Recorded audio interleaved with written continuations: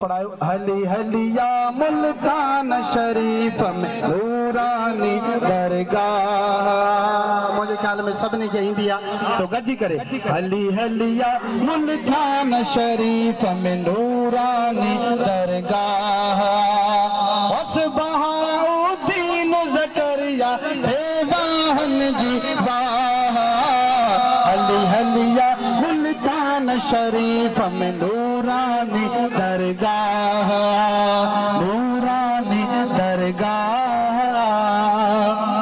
नीलन जाद सुंदूरी नजारा, लाहे फटाफट मन जा मुझारा। नीलन जाद सुंदूरी नजारा, लाहे फटाफट मन जा मुझारा। बेसमरन ऐ बेकारन लय, बेसमरन ऐ बेकारन लय रहमत जो दरिया। हली हलिया मुल्तान शरीफ में नूरानी दरगाह। वहवा मिठो मुल्तान शहरवा, पाकिस्तान में पहरुन बरवा। वहवा मिठो मुल्तान शहरवा, पाकिस्तान में पहरुन बरवा। मुल्कन में मशहूर वा कहिड़ो बारी बेपरवाह। हली हलिया मुल्तान शहर में नूरानी दरगाह। लख भर जी ब्या साली दरता, को भी न मोटो खाली दरता। लख भर जी ब्या साली दरता, को भी न मोटो खाली दरता। बचन फकीर जल बिस्मिल्लाह, शाफी शहनशाह। हली हलिया हली हलिया हली हलिया मुल्तान शरीफ में नूरानी दरगाह।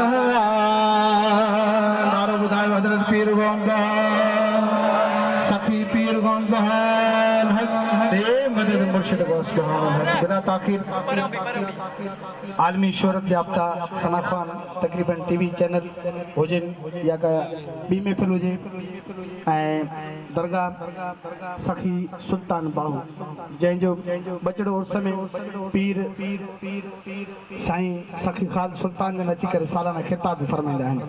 मुर्शिद साईं शाह महमूद दाम बरकात में आलिया जन उनखे हर साल घुरंदा आहिनि। उनजे नज़रनि जो नवाज़त साईं हाजी अब्दुल मजीद सुमरो सुल्तानी साहब कंदकोट खां तशरीफ़ वठी आया आहिनि। उनखे मां मेज़बाननि तरफ़ां अजाण पेश कयां थो पियो। अलहमदुलिल्लाह महिमान ख़ासि प्रोग्राम जा साईं